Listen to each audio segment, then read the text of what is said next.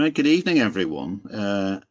It's good to see you all here. I know there's a few people still struggling to get in.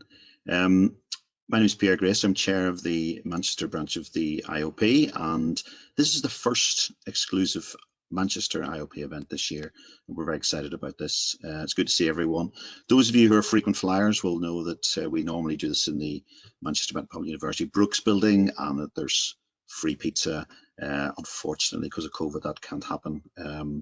But we've got this remote event which offers us a chance to contact with more people, and I know some of you have come or linked from very far away. I think some of you are in Ireland and different parts of the country, which is really good. So you're very, very welcome.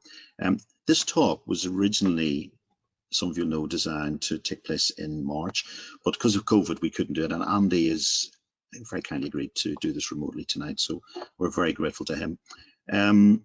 We've also got Anna Wall, who's from the IOP, who's assisting us with any technical issues, and she's going to monitor questions in chat. So if you look at your screen, you should see there's the ability for you to put questions on there or ask any questions.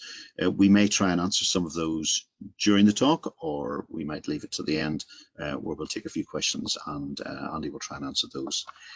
Some of you will be familiar with Professor Andy Newsam. He's a committed member of the IOP, the Liverpool branch, and many of you will know him through the National Schools Observatory.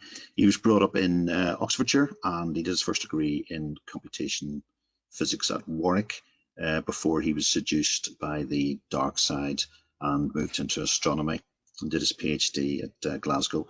Did a postdoc at Southampton, and he's currently at Liverpool John Moores University. He's been there since 1998.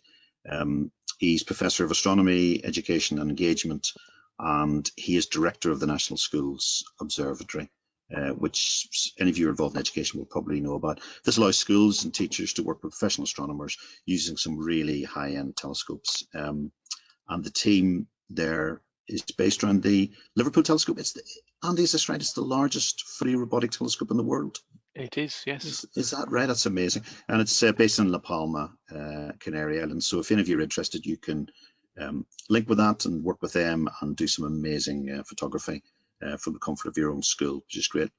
Andy's published very widely, and his latest book, Everything You Ever Wanted to Know About the Universe, is just out. And I must say, it's the shiniest book that I have in my collection.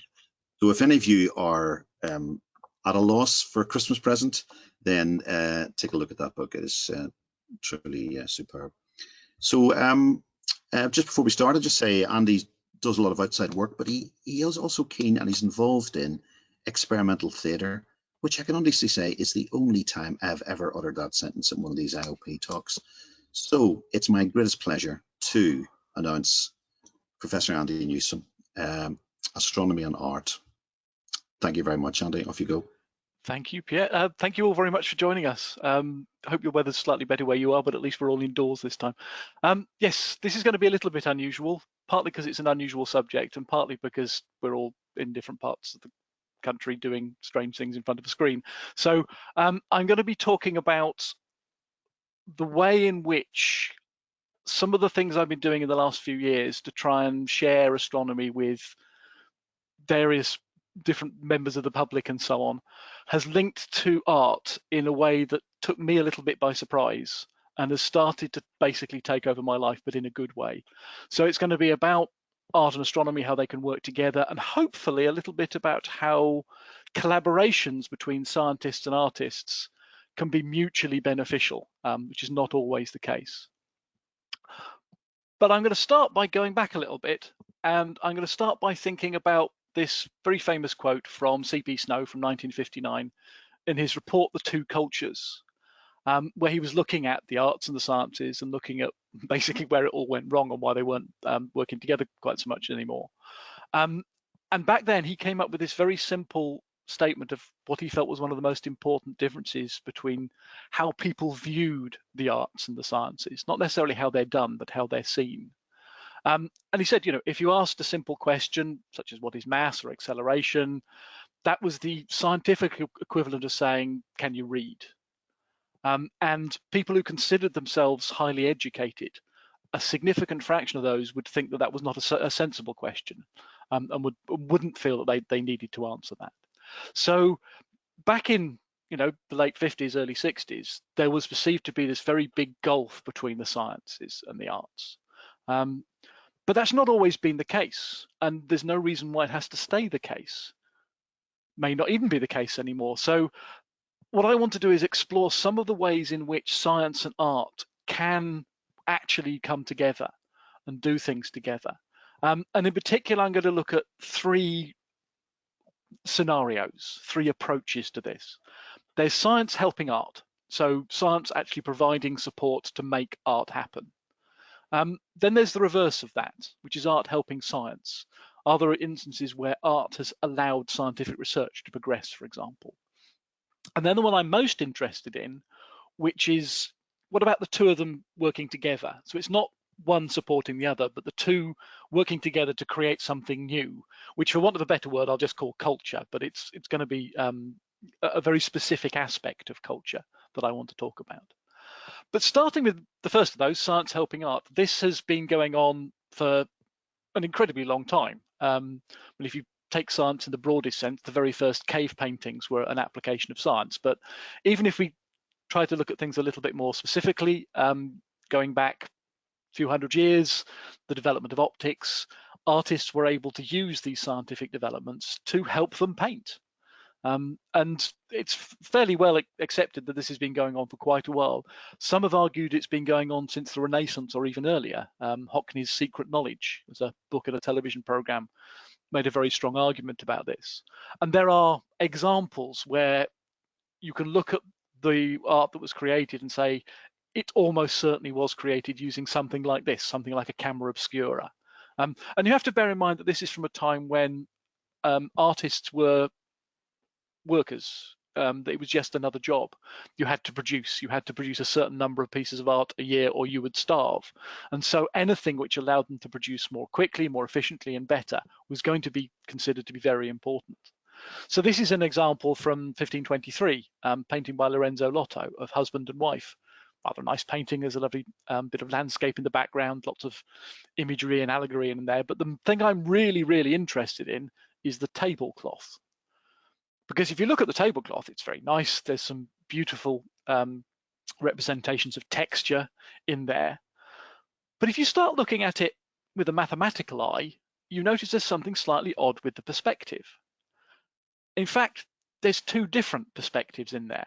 At the front of the tablecloth, which has been drawn in with the blue lines here, there's one vanishing point. All of the lines disappear to a particular point in the distance.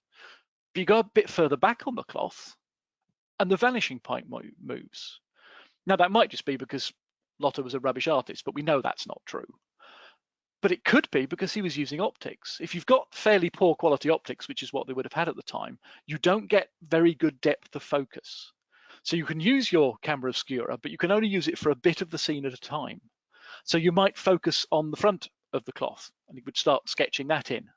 But then he would adjust the focus to move it back slightly to get the rest of the cloth in focus, and that shifts the vanishing point. In fact, it shifts it by exactly the amount you would see here.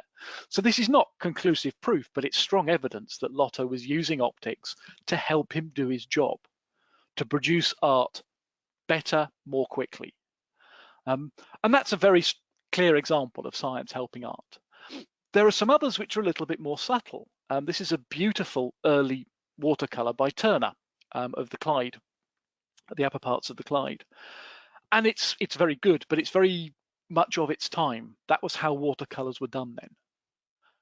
But some years later, Turner's style changed. It became a lot more fluid. It became a lot more blurred together, things like this. And the paper historian, and that really is a job, the paper historian Peter Bauer has suggested that this was because a new kind of paper was developed. At about this time, a new kind of paper was created, which you could get really soggy without it falling apart. Prior to this, paper tended to disintegrate pretty quickly when it got very wet. But this new paper came out, and when you can get it really soggy, you can really move the paints around and you can blend them together in a way that really wasn't possible before this.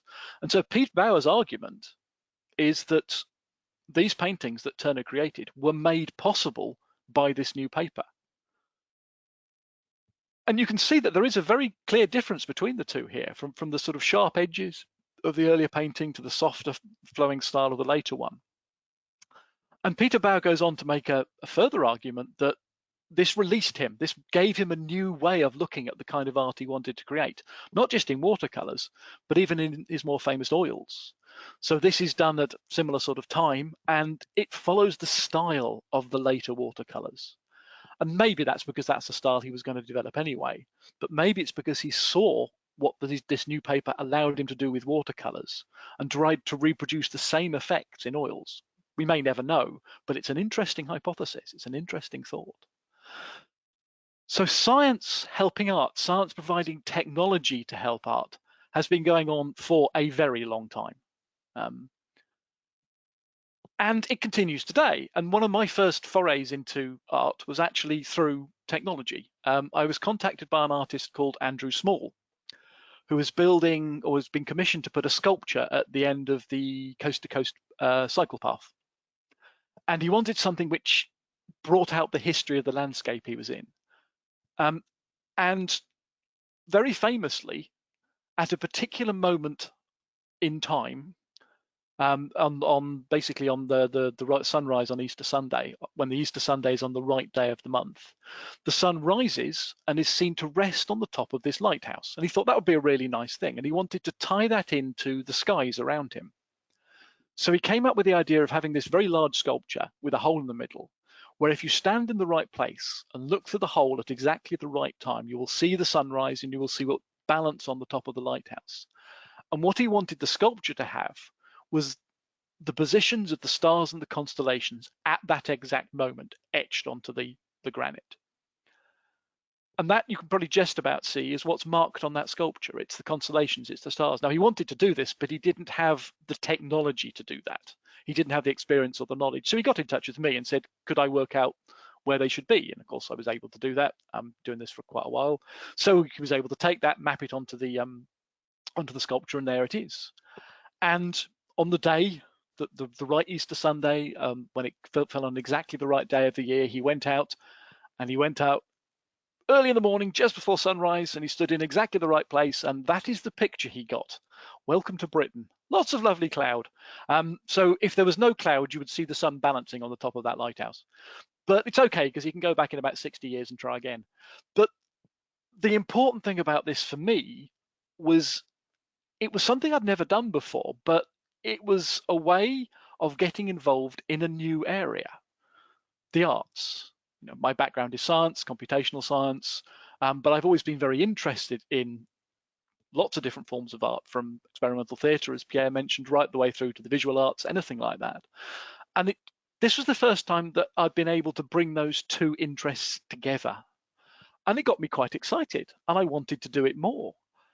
So when the chance came up a couple of years later to work with a theatre company, I leapt at it. This is an absolutely fantastic theatre company called Unlimited Theatre, who have always had a very big interest in science in their theatre. They do a wonderful one-man show about quantum tunneling, for example, which is fantastic. But one of the leading lights of Unlimited Theatre, a guy called John Spooner, he got chatting to me after a play I went to see in Liverpool, and he discovered I was an astronomer, and we got but that I liked theatre, and he started talking about this project he had in mind, which was a play for children, which would inspire them to think about science and think about space as their career. Because one of John's regrets is that he always wanted to go to space, but he basically did the wrong A-levels. And he doesn't regret going into theatre. He loves every minute of it, but he still has this vague, niggling urge that he wants to be involved in space.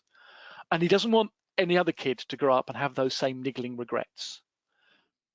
So he came up with the idea of this play, Mission to Mars, which follows the first human mission to Mars. And it's set just far enough in the future that one of the astronauts, the one on the left there, was the age that the children were going to be watching this now. So the play starts, for example, with him sitting on the front of the stage and opening a letter he wrote to himself when he was 10. And on the front of the envelope of this letter, it says, to be opened the day before you go to Mars. And that's exactly what's happening. And so he had that ambition when he was young, and now he's seeing that ambition realized. And I was brought in basically to make sure that it was technically correct, they weren't getting anything wrong, but also to provide some idea about what inspired me to go into science. And this play was created, and it was very successful. It toured around the country, sold out everywhere it went. And it really genuinely did inspire kids to think about what they might do with their futures. We got some feedback, and we did some formal evaluation, but also informal feedback, which showed that, yes, they were genuinely thinking differently about what they might do. But we also made sure that there was the ability to discuss this. So we had panels at some of the performances. This is a very enthusiastic child who asked a lot of very good questions. And this was the one at Leeds Playhouse. And this is the panel. And I think the panel tells you a lot about the approach that this play took, because there's a very big variety of people on there. At the left-hand end, you can see me. I was there as an astronomer, so I could answer all the questions about black holes and things like that. Next to me is a guy who works for the local social services. So he's a social worker who's dealing with challenges for people to get out of a background which was holding them back and not allowing them to explore what they really wanted to do. Next to him is a primary school teacher. And then we have Gail. Gail was then working for the European Space Agency. But she's like John, she's always wanted to go to space. But unlike John, she's determined to just go for it. So she left school at the age of, I think, 15 or 16 for various complicated personal reasons. But she didn't give up. She still wanted to go into space.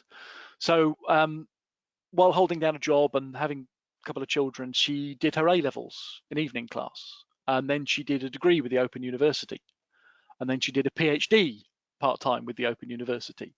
And then she applied to the astronaut training program at the European Space Agency. And she got, I think, into the last 10 or something. I mean, really close. She didn't get the final place. That went to Tim Peake. But they were so impressed by her that they offered her a job. And so she ended up doing a lot of the microgravity training at ESA. She now runs her own a large-scale nuclear physics lab in Australia. So she's got this incredible story behind her. On top of that, to make it really annoying, she's also a really nice person. But she was able to talk about how her ambition drove her and how she's never regretted any of the decisions she's made in her life, because it's always been working in the direction she wanted to go. Next to Gail is John, the director and writer of the play.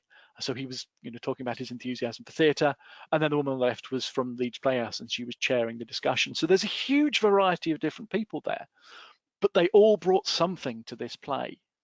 And it was a wonderful example of science and art and education all working together to create something which was really enjoyable. It was a really good evening out, but also had something to say about a lot of different areas, and hopefully hint to kids that they can choose what they want to do with their future and maybe help them to move in that direction.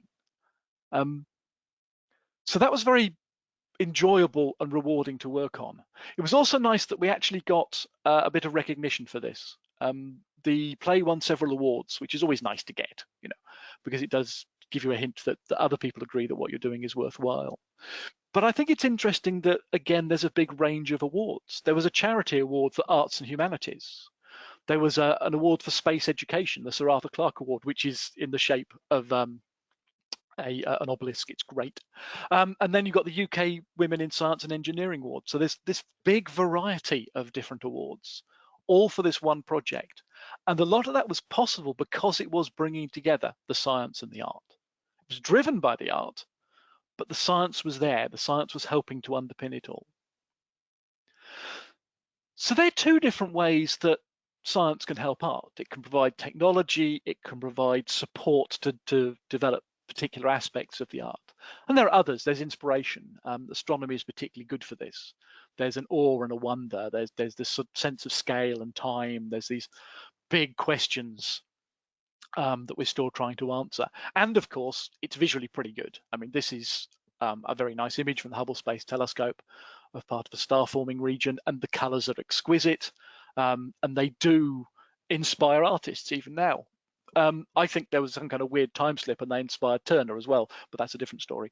So there is a strong case that science can help art in a large number of different ways. Not all art, but a significant fraction of art can be supported by the technology, by the inspiration, by the knowledge of science.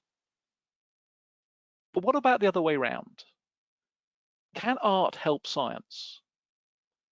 Can the act of creating art, or the knowledge that art and experience that artists have, allow research to progress, scientific research to progress?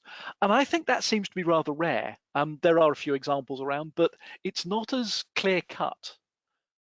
There's a lot of work with art helping to share science communication. I'll be coming to that in a minute. But actually creating the research itself, there are some examples, but they're not as common. And is that because it's actually rare, or is it just because it's less obvious? I mean, the obvious examples of people like Leonardo da Vinci, and here are some of his sketches. But he wasn't a scientist or an artist, he was an everything. What about sort of mere mortals? And what about in our modern age, where it's no longer as easy to have the breadth of knowledge that da Vinci was able to develop, because we know more and because people tend to specialize more at an earlier age? And I'm still not sure what the answer to that question is, but I do know that there is a strong role for art in supporting science, not necessarily helping the research to happen, but in supporting the science to continue, in getting people interested in the science. There is a continuing fascination in some areas of science. If you go into a lot of schools, particularly secondary schools, and you talk to the pupils, on average, there's a falling off in interest of science as they get older. And there's lots of different reasons for this, and people are doing a lot of research into that. But that falling off of interest doesn't happen so much with astronomy. There's some research done many times, but one of the more recent ones was by Osborne and Collins in the year 2000. And they looked at attitudes to different parts of science, both in pupils and their parents. And one of their conclusions was that there was only one scientific topic that continued to generate enthusiasm across the board, regardless of age, background, gender, ethnicity, any of these things. The only topic that continued to generate a significant level of enthusiasm was astronomy. All other subjects, there was this drop-off, and it tended to be related to age and related to gender and all these different things. So that's obviously a big advantage for astronomy, but it also means that we have a responsibility.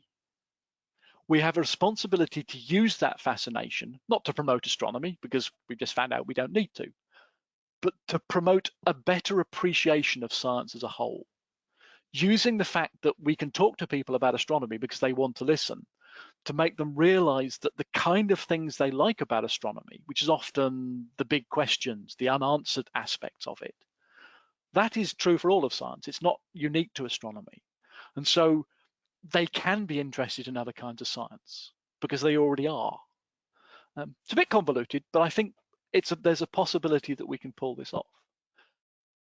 But even with astronomy, there is a challenge, because you can't just expect people to come to you and expect and talk to them and expect them to be interested. If you want to share what you do with people who are not already interested, or who don't know they're already interested, they won't come to you. You have to go to them, what I call preaching to the unconverted.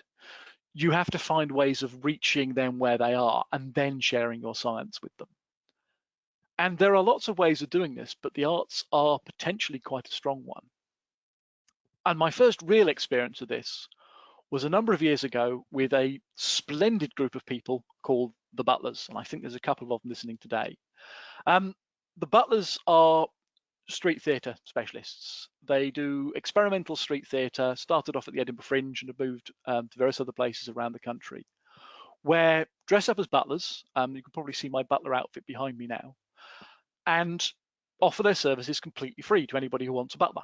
It's a very experimental bit of performance, but it's also very rewarding because you end up doing nice things for complete strangers, which is not always easy to do because they're normally pretty suspicious. But under the persona of the butler, which is very safe, and in the right circumstances, you can do this, and it's great. But we also thought that maybe you could use the persona for other things, because we've got this safe, friendly persona. who people can interact with. Maybe we could use this as a way of sharing science. And this led to the Science Butlers, another street theatre performance, but rather than just offering services to anybody who wants them, got our tea trolleys, and you can see Fletcher the butler there with his tea trolley in the middle of Liverpool, loaded them up with things that a butler might be expected to have, things for making breakfast, things for making cocktails, things for doing cleaning, and went out into the shopping centres and did science with them. These are a bunch of butlers performing in the Liverpool One shopping centre in the centre of Liverpool. And it was an incredibly successful day. It was very tiring. I'm sure they'll tell you about this afterwards, but they had an amazingly successful day simply sharing science with people who were there to buy trainers. They weren't expecting science, but they got hooked. And that worked, not because the butlers are scientists, they're not. I was bringing the science to it. I was helping them to understand the science they were sharing. It worked because they're very good at street theatre. They're very good at pulling in an audience and getting them involved and getting them interested. Eventually, the Science Butlers had to be disbanded, essentially because there was nowhere to store the tea trolleys, which is a bit of a shame. But it was a very successful experiment. And the main thing I learned from this was that you can use arts to share your science with people, but you're reliant on the artists. It's not about the science. You can bring any science to anybody if you've got the artist who can do it in the right way. And so that again sent me off on a slightly different direction of thinking about how art and science can work together. Because in a sense, this wasn't really a true collaboration. This wasn't a case of science helping art. This was a case of art helping science communication. But the artists were doing essentially what they were told in a very crude way. They were able to use their art to share the science, but it wasn't a free form of art. It was constrained by what the science communication required them to do. So it wasn't really a collaboration in that sense. It wasn't even-handed on both sides. We all wanted to do it, but that wasn't what this was about. And I'm still trying to explore ways in which science and art can genuinely work together, can genuinely explore something to mutual benefit without having to be led by one or the other or driven strongly by one or the other. And I've tried to do this in a number of ways. I had fun a couple of years ago with a residency, a 5-week residency at Tate in Liverpool, where we set up some astronomical projections in the middle of one of the main galleries. So people were coming here to explore art. It was mainly 20th century art in that particular room. And they ended up learning about research, what was happening in the sky, some aspects of cultural astronomy, how constellations have been named by different cultures around the world, and so on. We got some beanbags so they could sit and relax, and I was there and some of my colleagues were there so they could chat to us about what they were seeing. And again, that was a fascinating experiment in bringing science to an audience that wasn't expecting it. I've also been lucky enough to work with a dance company called IJAD, who contacted me a number of years ago because the choreographer, Jumana, was interested in gravity. She was interested in exploring the way gravity works through a dancer's body, but also the wider concept of gravity out in the universe and how to connect the two. And so I was brought in to spend a couple of days with the choreographer and 2 or 3 dancers to just get them to explore orbits. And we started off playing with simple orbits, 2 bodies. We got them to look at how they moved around, the idea of common center of mass, the way things slowed down and speeded up as they got closer and further away, and so on. And they were able to reproduce these movements with 2 of the dancers moving around, keeping the relative position to the common center of mass, drifting along. And they were beginning to get quite a lot out of this and allowing their bodies to flow with the gravity. But there were 3 dancers there, so there was always one sitting out. And they said, well, why don't we have 3? And I said, but that's the 3-body problem. He says, yeah, but it's only 1 more. How hard can it be? And so we started trying to do the 3-body problem. And the answer to how hard can it be is it's intrinsically unstable, as anybody who's ever tried to solve this thing will know. And it just couldn't be done. They couldn't maintain the sense of center of mass. They couldn't get the speeds right. They couldn't cope with this. And that's understandable because it's an incredibly complex problem which requires fairly sophisticated computer simulations to solve. And that fascinated them, the idea that you can take a seemingly very simple system, add one more component to it, and it immediately becomes incredibly complicated. And so the choreographers started to generate a piece based around these ideas, based around the complexity of systems and how you can start to explore that using dance, but not necessarily solve it using dance. And this led to a combined education and dance piece, which premiered at the Manchester Science Festival actually a couple of years ago and has since been touring around the country. And this came in 3 stages. The first stage, people came in, usually in families, it was aimed at family groups, and they were given bits of paper, bits of string, and various ways of balancing things. We had a seesaw, and then they had a disc that you can see here on a ball. And they were told to just screw up the pieces of paper into different sized lumps and then try and balance them. And most people had no problem balancing 2 on a seesaw, but they found it very hard to balance 3 or 4 or 5 on the disc. And if you came along and moved one, they couldn't work out how to move the rest. So that was the first stage. Then they went into a room next door, and then there was the actual dance piece. But it wasn't watching a dance, it was taking part in it. There were 3 dancers, but as all the audience went in, they were told they were a particular kind of object. It might be a star or a planet or something like that. Then the stars were given balloons and the planets were given smaller balloons and so on. And as the dance went on, they were given instructions over the tannoy system, where they were asked to balance with a particular dancer or with 2 dancers, and the dancers would help them do this. And they would gradually build up more and more complicated systems, physically moving around, using the body to represent the different aspects in these multiple body systems. And the final instruction, which came out of the tannoy system, was just balance the room. And immediately everybody moved around so that they were sort of evenly spread. And then one of the dancers moved from one side to the other. A few people would move to compensate, and they balanced the room. And then the final stage, they went back out and repeated the workshop they'd had at the beginning. And you can see the result here. Absolutely no problem balancing things. And if I were to come up and move one of those balls of paper, they would immediately move the other ones to adjust, and it would still balance. So they had been able to learn about balancing and gravity and orbits to a certain extent by taking part in the dance.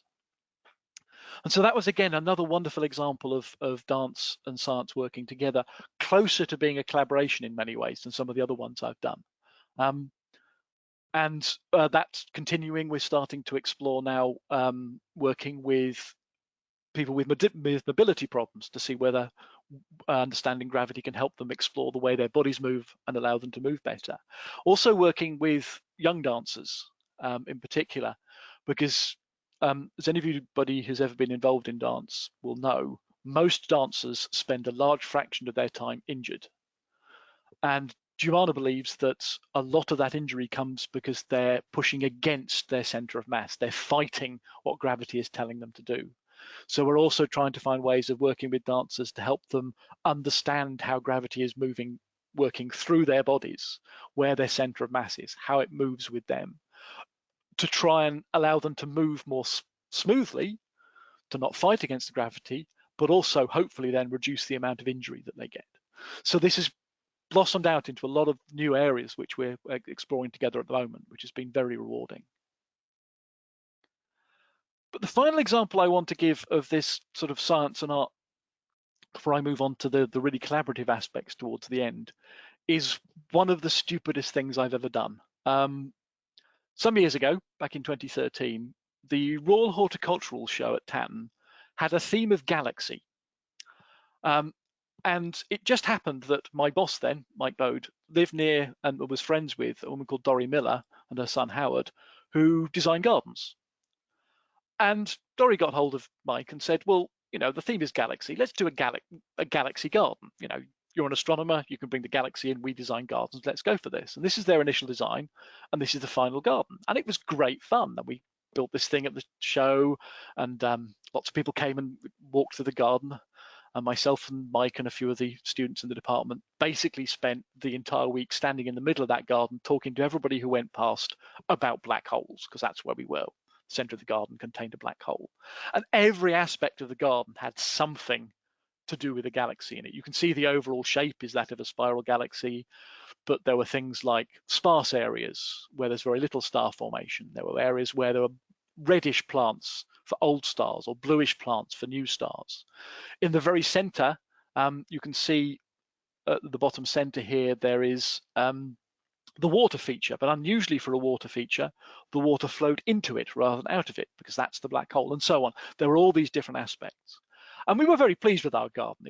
It went well, it looked good, people were interested in it. And importantly, it got a medal. The medal's important not just because it's nice to get, but because it means more people come and see your garden, and so you can share it with more. But it was incredibly tiring. After a week of this, none of us could move. It was ridiculous. And we'd just taken the garden apart in the pouring rain. It heaved it down at the end of the last day. So we were covered in mud, sitting in this tiny little tent, steaming gently. And we all said, okay, that was fun, but we're not doing this again, are we? That was just too tiring, too much work. And we all said, yeah, no, that was fine. We've done it now.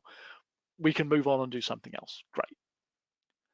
2 days later, Mike phoned me up and said, you know, we said we're never going to do another garden again. And I said, yeah. He said, what about Chelsea? So we decided to have a go at the Chelsea Flower Show. And we talked to Howard about what he might want to do. And he said, well, I want something difficult. I want to be pushed this time. Galaxy was obvious. It had a shape. What about something that has no shape? We said, well, what about dark matter? We don't even know whether it exists, and you certainly can't see it. And he said, great, let's do that then. So we started exploring with Howard aspects of dark matter. We looked at gravity again. I'm a big fan of gravity. And we looked at the way gravity makes things orbit. So this is a graph showing the movement of planets in the solar system. So along the x-axis, we have their distance from the sun, and on the y-axis, we have the speed that they move. And you can see the marks of the planets there. And the line is what you expect. That's what Newtonian gravity tells us will happen. And the line goes to the point. It's all really nice. And he said, well, that's fine, but what's that got to do with dark matter? And we said, well, if you do the same thing with a galaxy, you would expect a similar sort of result. Not exactly the same, because it's not all in the middle, but you would expect things to get slower as you move away from the center.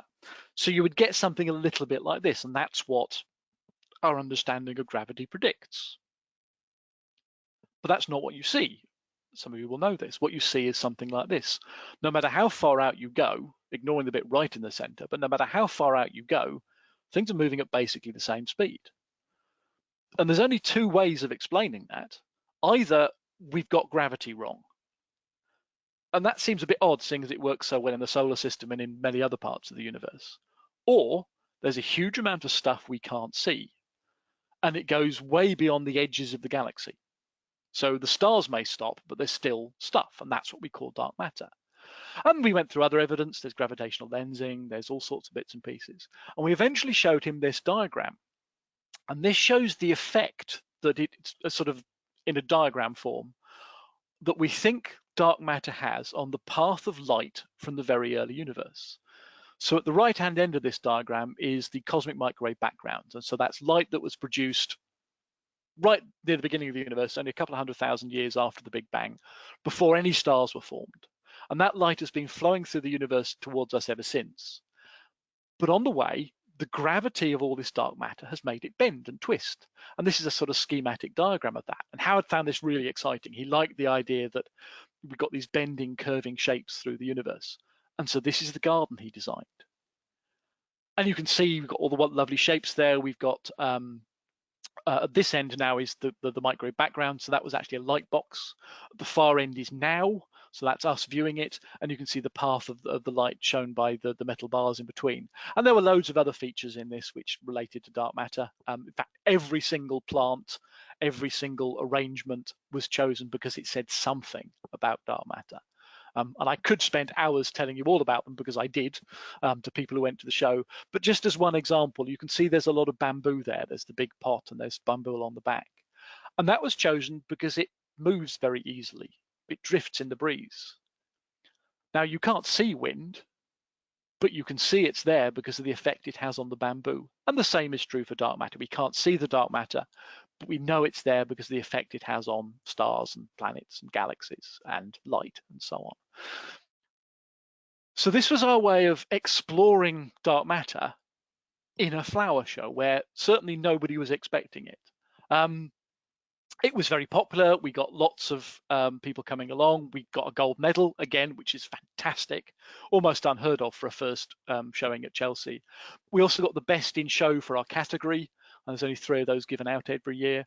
So suddenly everybody wanted to come and see this garden. We were on telly every night. I'm particularly pleased with this picture in the bottom left. For those, some of you may recognize Maggie Adarin Pocock there, who is one of the presenters of Sky at Night.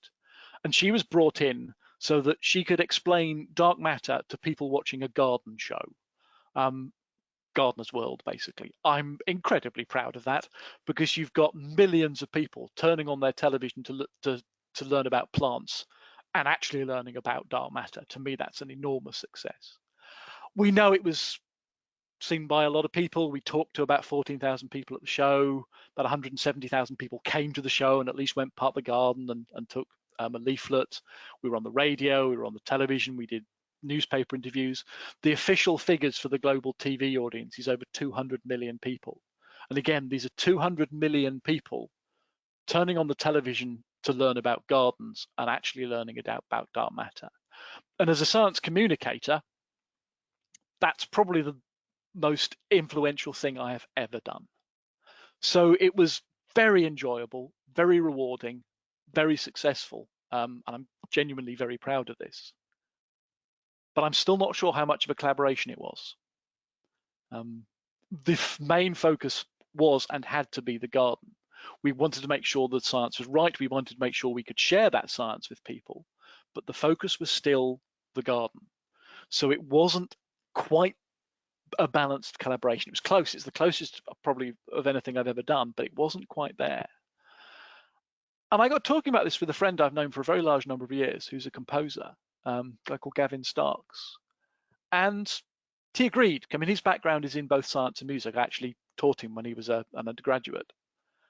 And we decided that we should do something about this. We should try and come up with a collaboration together, which was a genuinely balanced thing on both sides. And so we've been working on this for the last few years. And it comes down to what we call, I think, the Soniverse. Now, most of what we know about the universe comes from different kinds of light. Might be visible light, X-rays, gamma rays, radio waves, all of these different kinds of electromagnetic radiation.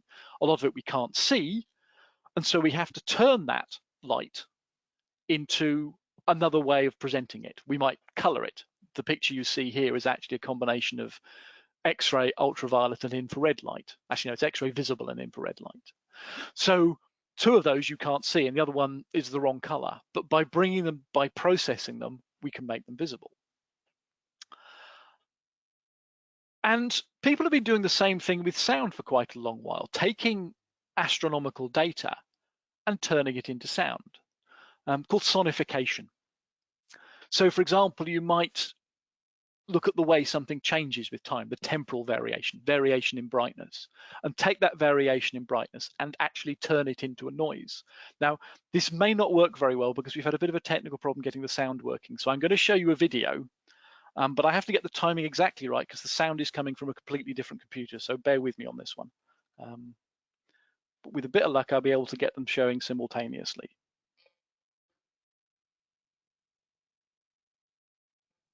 So what you're looking at there, and I will mute it for a second, is a pulsar. So this is a very, very rapidly spinning neutron star, and it sends out radio waves in these very rapid pulses. And if you turn those radio waves directly into a sound, you get this.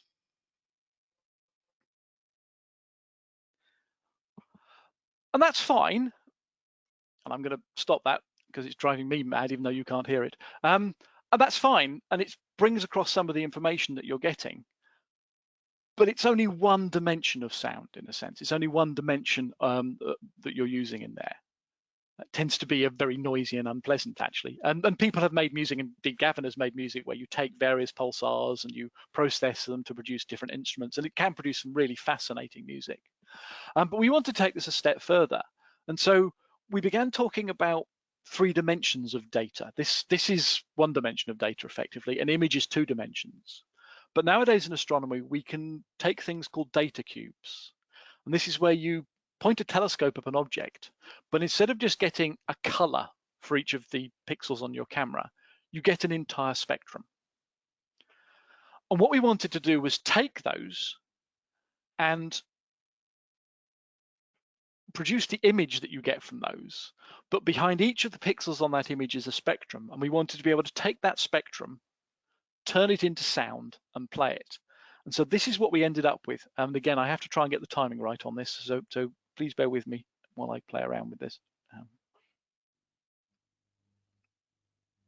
Oops. No, not going to let me do that. It'll be about 10 seconds before I can switch to the next slide. And here we go. Yeah.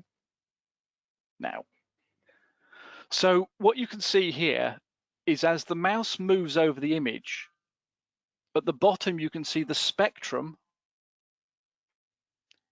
that was underneath that pixel, and you can hear the sound of that spectrum. And with a bit of practice, you can hear rotation curves. You can hear stuff that's moving towards you and away from you. Because as it moves away from you, it's red shifted, and as it's moved towards you, it's blue shifted. So there's all these different ways of exploring this sound. Hope you could hear that. And so Gavin now uses this as a compositional tool. He actually plays this as an instrument, and we're mapping other galaxies. This is actually 2 interacting spiral galaxies, but we're mapping other ones, and he gets a different range of instruments to use. And so this has been great fun to work on, and it's sort of collaborative because we're both getting different things out of it. But this isn't really where we wanted to go. Where we wanted to go was something a little bit more fundamental, and this is what we call the Soniverse. The idea here is not taking electromagnetic radiation and turning it into sound, but rethinking the fundamental laws of physics to replace light with sound. So the light we detect from the universe comes as photons, but can we come up with a new physics created from first principles where instead of producing light, it produces sound, which we call sonance? Once we've created these new laws of physics, we can then take our Soniverse, populate it with the equivalents of astronomical objects, stars, galaxies, planets, and so on, and then listen to it rather than look at it. And that's the driver behind what we're currently doing. From Gavin's point of view, this comes about because of his view on the way music is evolving. If you go back through the last 5 or 6 centuries, then there's been a distinct progression in Western music. It starts out with monophonic stuff, chants, that develops polyphony, and you start getting the madrigals of the Baroque. The harmony then starts to refine, and you get start getting more complicated forms, so Bach, Mozart, Handel, and so on, right the way through symphonic opera to the beginning of the 20th century and mid-20th century, where you're starting to get more dissonance, people like Messiaen, Philip Glass. And they start talking about their music in terms of particular mathematical forms, prime numbers, interesting ratios. You move on to people like Trevor Wishart and John Cage, and they start talking about more complicated mathematical structures. They talk about lattice, mass, grain, texture. And Gavin's view is that there's another stage to this. What we will reach next is where we start talking about the next level of complexity in maths, dimensionality, curvature, symmetry, manifold, spin. And he's interested in exploring music that's derived from those mathematical concepts, that's inspired by them. And so one of the reasons for developing the Soniverse is to give him the flexibility to be able to do that. But I'm also interested for other reasons. I'm interested in whether we can hear astronomical phenomena. Can we hear stellar evolution? Can we hear dark energy? Can we hear redshifts? Can we actually get a way of understanding these things by, instead of trying to understand it from light, understand it from sound? In the early versions of the Soniverse, we've discovered that because sound moves much slower than light, universes don't last very long.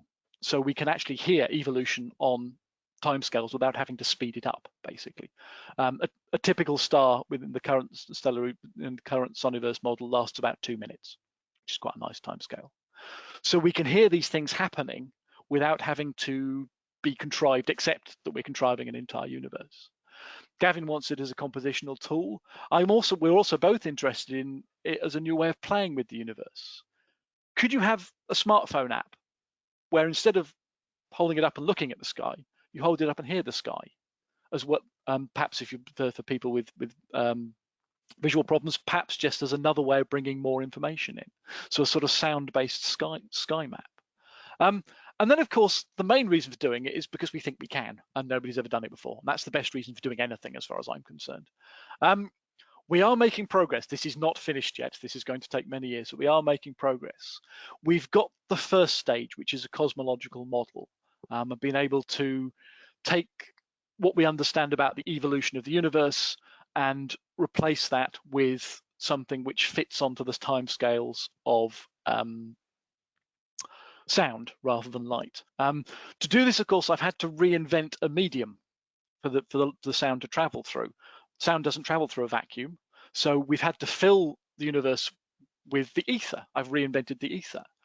But we've also discovered that if we give the ether mass, which we sort of have to, otherwise it can't really transfer sound, then it's going to clump. But if we give it the right properties, it exactly mimics what we expect from dark matter. So in the Soniverse, dark matter happens automatically. It is the ether. Still got to work on the details of that. There's some problems with the conservation of momentum at the moment, but we're getting there. There is progress being made. So we can start to build these complicated models.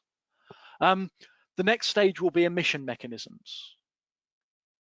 We've got to have the equivalent of what we call black body radiation. Everything in the universe, everything at all, glows because of its temperature. Anything above absolute zero is glowing.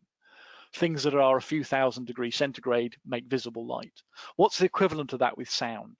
Can we make the conservation laws consistent with that? What's the equivalent of line emission and absorption, the quantum mechanical effects?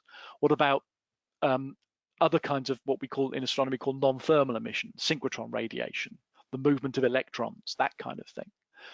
And we don't want to do this as a simple mapping. This isn't just turning energy into frequency or anything like that. We want these emission mechanisms to come out of the fundamental laws that we're rewriting. This has been fascinating for me because I thought I understood physics, and I don't. I understand this kind of surface layer on the top of physics.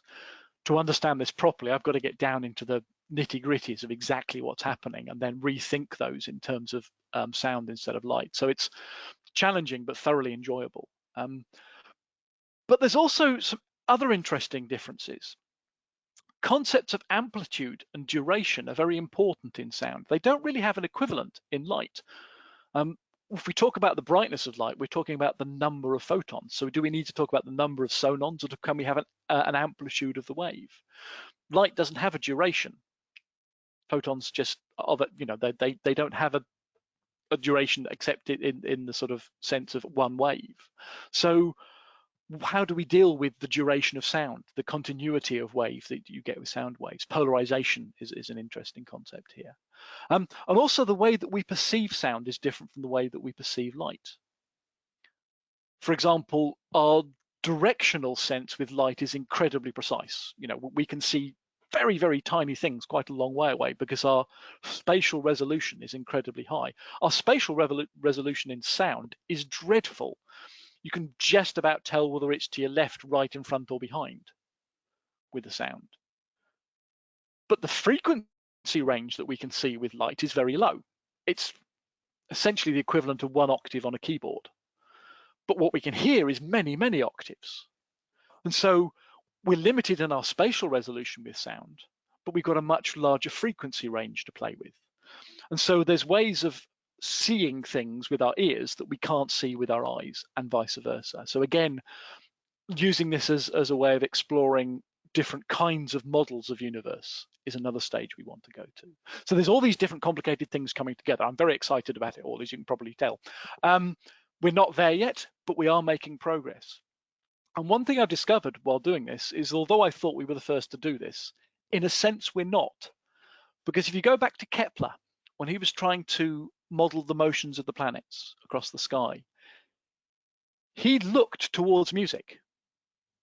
He tried to understand this in terms of harmonies. In fact, this is a a diagram from one of his works where he was talking about the harmony of the spheres, and he essentially gave every planet a sequence of notes. And he thought that if he got the understanding of the planets right, then when he played the right sequence of notes for each of the planets, they would sound good together. They would be harmonious. He felt that there was this harmony in space. Actually, if you play these sequences of notes, or indeed any sequence of notes in time with the orbits of the planets, it's a cacophonous mess because they don't have that harmony with them. But he was trying to use sound as a way of understanding the underlying principles of what he was looking at with his data and with the motion of the planets. And in a sense, we're trying to do something similar. We have the advantage of big, powerful computers to do a lot of the work for us, but we're exploring things in the same sort of way. If you're interested in this, the website is soniverse.space. So, coming back to where I started, the two cultures, C.P. Snow back in 1959. He stated in this report that he felt there were two polar groups, completely distinct groups of people. The literary intellectuals and the scientists, and he reckoned physical scientists, physicists, chemists, and so on were the most representative. And he said that between the two, there was a gulf of mutual incomprehension. Now, I think that was an exaggeration even then, but I don't think it's true now. But I think some people still feel that that is the case. And so, as well as being involved in these artistic enterprises, because they're fun and because they allow me to communicate science in a new way, it's also made me think about what actually is the difference between our two cultures. And I actually think they're very similar. I think we have a lot in common. Certainly the conversations I've had with the artists I've worked with, whether it's theatre directors, garden designers, or sculptors, we're both asking the same basic question, which is what if? In science, you ask, what if this particular theory is correct? What impact that will that have on our understanding? An artist will be asking what if in a different way, but it is still in the same basic question. And we're doing that because we want to change how we look at our world. That's the fundamental driver of both artists and scientists. And importantly, to do that, you have to use your imagination. A lot of people who are not involved in science believe it's a very dry thing when imagination has no place in it. But anybody out there who's ever done science knows that you have to use your imagination. If you can't imagine it, you can't try and understand it. And so we're using our imagination to ask what if in an attempt to change the world. But of course, art and science are not identical. And crudely, I think a lot of the differences comes about from the way we choose to constrain ourselves. Art is constrained effectively by the desires of the artist. In particular, what response they want to produce in an audience, an emotional response, a physical response, whatever that is. Whereas science is essentially constrained by reality. You can use your imagination as much as you like. You can ask whatever questions you like. But if the answer is no, it doesn't work that way, you have to ask a different question. And so these constraints are different. And the day-to-day way that we work is often different. I don't spend much of my time chipping away at granite blocks. I spend a lot of my time looking at computers and so on. But nevertheless, there is enough similarity between us that I think there is a distinct possibility that more collaboration between artists and scientists, where both sides are willing to take a step back and ask themselves fairly searching questions. Why am I doing this? What is driving me? What do I have in common with this other person? If we're willing to do that, if we're willing to put ourselves out of our comfort zones and start taking risks, both as artists and as scientists, then I think there is the potential for both of us to gain a huge amount, not just in terms of communicating with other people, but in terms of understanding what we do better and therefore getting better at it. So that was pretty whistle-stop tour of some fairly random bits of art and science that I've done over the last few years. It's a very personal view. Certainly some of the artists I've worked with would probably not agree with some of this, which is great because that means we can have a good discussion about it. But I also suspect that you may have a few things that you want to know, comments that you want to make, a few questions that you might want to ask. So if you do, please put them in the questions or in the chat, and I'd be delighted to see what I can do to answer them. Thank you very much indeed. Andy, that was just, I can't tell you how fantastic that was. Those science butlers and that dark matter garden was just tremendous. I think we might have a few questions, but if you were at the Brooks building at Manchester Metropolitan University, you'd be deafened by the thunderous applause you would be hearing at the moment. Even some people invading the stage, but unfortunately, working remotely, you won't be aware of that, but it's happening. I'm quite glad they're not invading my bedroom. That's fine. Yeah, that was really fantastic. I don't know if there have been any questions, but certainly there's one or two. One of the things that struck me, I'm very interested in, and I've worked in education all my life, and that link between physics and education. And I just wondered if you thought that perhaps our education system doesn't serve us very well. It discourages collaboration. Often it encourages us to specialize, and we move apart. Children move apart as soon as possible, and it's not a good. Would you agree with that? No, I mean, I think there are very few education systems around the world that genuinely encourage people to explore multiple avenues, arts, sciences, humanities, all that sort of stuff. But of all of them, I think the one we have, particularly in England and Wales, and to a certain extent in Scotland and Northern Ireland as well, is about the worst. You know, we are forcing people to choose one area by the time they get to 16. Basically, it's a disaster. I was lucky. I was at a sixth form college where I was able to be a bit more flexible. So my 3 A levels were maths, physics, and English literature.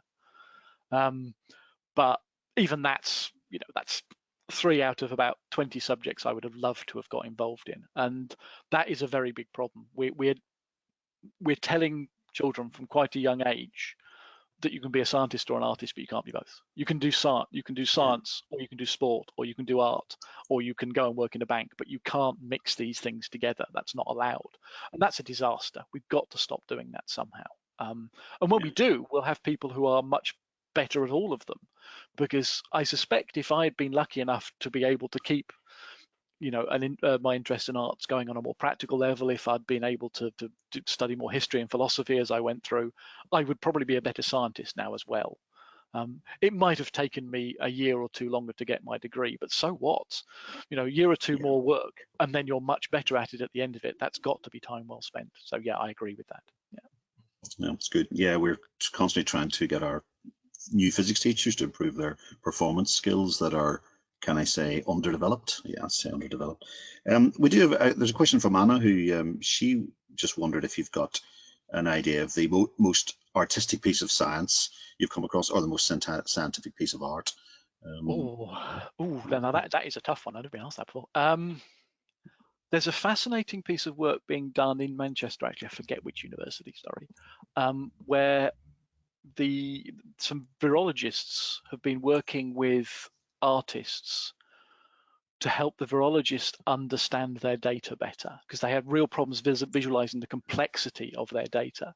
And they're doing some absolutely fantastic work where they're just basically sitting down, bunch of scientists sitting down with a couple of artists, and they're trying to explore their understanding of their data, not just looking at it in different ways, but explore their understanding of it by working with an artist who helps them. And I think I've never come across anything quite like that before, and that's, I think, incredibly successful. I only heard about it a few months ago, and then we all went into lockdown, and I haven't heard anything since.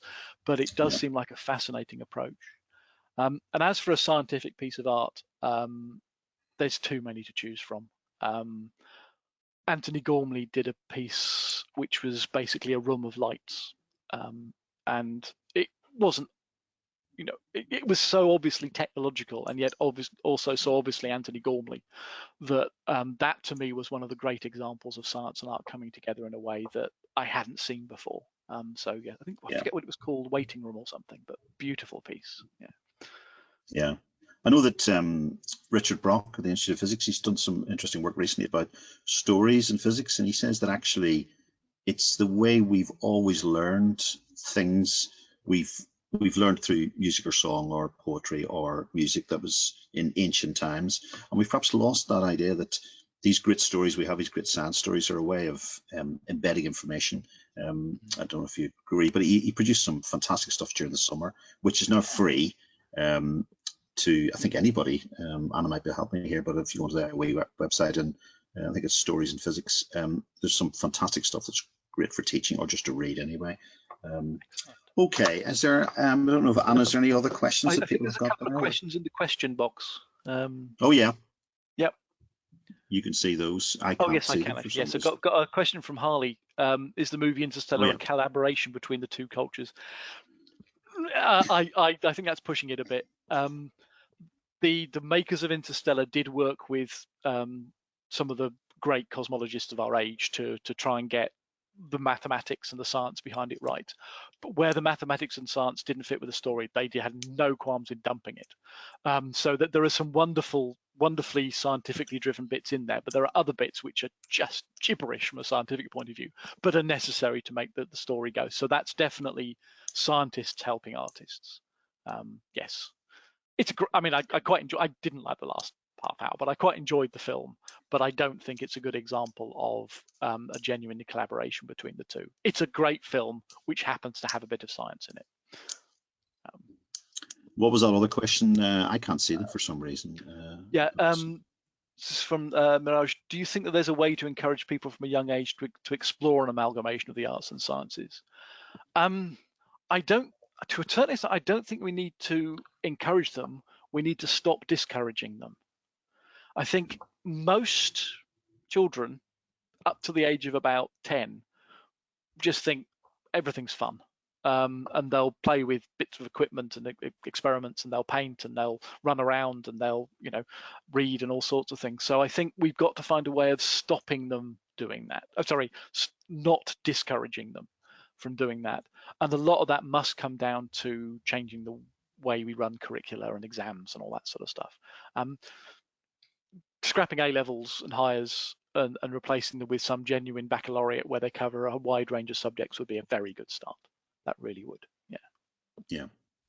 One of the things And I there's came another across question. our colleague in, oh, sorry, go ahead. There's just another question. It's Yeah, go on. does science prioritize teamwork and arts individuals? I think to a certain extent, but I mean, a lot of the art that I've worked on has been things like theatre and dance, and you don't get more collaborative than that. That's quite large teams.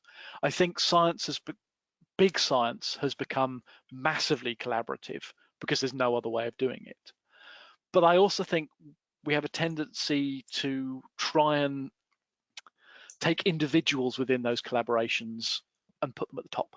We give Nobel Prizes to 3 people when there's 5,000 people who worked on the project. And that's understandable because you can't give a Nobel Prize to 5,000 people who wouldn't fit on the stage. But I think we sort of, and I think there is a tendency to do the same sort of thing in the arts. Yes, a lot of artists are individuals, and we celebrate that aspect of it. But a lot of art is also collaborative, and that isn't celebrated in the same way that collaborative side is not celebrated as strongly in the science as it could be. So there are differences. The collaborations in science are often much larger than the collaborations in the arts. And the lone scientist is rare, whereas the lone artist is quite common. But I do think there's more overlap there than you might think from just a cursory glance at them. Yeah. Good I was going question. to say I like there's, that. yeah, I think some of our art students might be here listening tonight. And one of the things we've been looking at, one of my colleagues in North Carolina is looking at the way in which scientists, children observe. And we think that the downplaying and this sort of suppressing of art and sketching and drawing and things that kids used to do, they don't do so much now. It means that their observational skills are being impacted upon, and they're trying to get kids to start drawing diagrams again and just looking at things and sketching what you see. And I realized, yeah, we used to do a lot of that a long time ago. So they believe that it's actually affecting the way you look at things and the way you observe objects. So that makes a lot of sense. Yes. it's not interesting. So must catch up. Right. Okay. So if there's no more, Andy, I might bring this to an end now. I think we've we're 9 minutes over. Sorry. I'd just like to, sorry, what? No, it's fine. No, No, just it's over. It's all right. I can stay here. I can stay here all night. We'll have to go back down to the fun place soon. But this has been so tremendous, really enjoyable. fits in with the sort of work that a lot of us do. I know there's a lot of educators here today. We do have another talk, so please come to more, people out there. The next one is on the 15th of December. It'll be on quantum technologies, and it's by Tim Spiller. So again, that would be a great Christmas one too.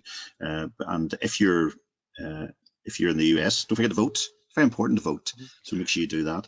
But Andy, I'll just say one last time, it's been just tremendous, and thank you so much. And yeah, come again. Thank you very much. Thank you very much for inviting me. I love doing this. Cheers. Okay, good. Thank you. Bye. Bye then.